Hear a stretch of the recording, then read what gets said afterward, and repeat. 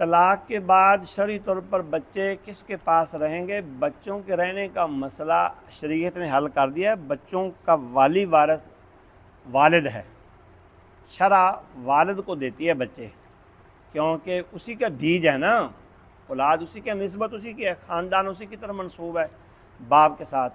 شرع دیتی ہے باپ کو اور گورنمنٹ دیتی ہے ماں کو۔ کیوں؟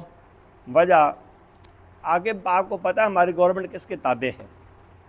بس گورنمنٹ، یہ شرع نے مدت لمٹ بیان ہی نہیں کی، دینے ہی نہیں چاہیے، ماں کو ملتے ہی نہیں ہیں۔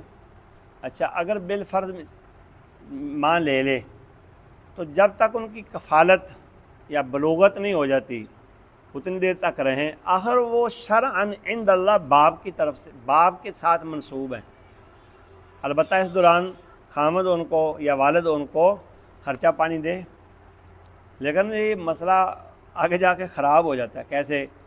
بچے تو نابالغ بھی ماں نہیں چھوڑتے، بالغ ہوگا کہے چھوڑیں گے۔ فطری طور پر بچوں کا رجحان ماں کی طرف سے ہوتا ہے۔ اس کی وجہ واضح ہے، والد نے 1 گھنٹہ گزارنا ہے بچوں کے ساتھ، 2 3 4 گھنٹے گزارنے ہیں، ماں نے 24 گھنٹے گزارنے ہیں۔ ان کے کپڑے دھونے، کھانا کھلانا، ان کو نہلانا دلانا، دوائی علاج معالجہ۔ بچوں کے ساتھ 100 دفعہ سے زیادہ ماں بچے کو دن کو کہتی ہے میرے بیٹے بات سنو، میرے ننے منے، میرے ادھر آؤ۔ تو باپ کتنے گیا ہے؟ وہ تو امریکہ گیا ہے، سعودی عرب گیا ہے، انہیں آنے 9 مہینے بعد، سال بعد انہوں پہچاننے گھٹ بعد اتنے بھی رہتا ہوئے تو سویرے جانا، رات 11 بجے 10 بجے کریے آنا ہے۔ تو یہ فطری طور پر بچوں کا رجحان ماں کی طرف سے ہوتا ہے، لیکن ولاد جاتی شرن باپ کو ہے۔ ہاں جی،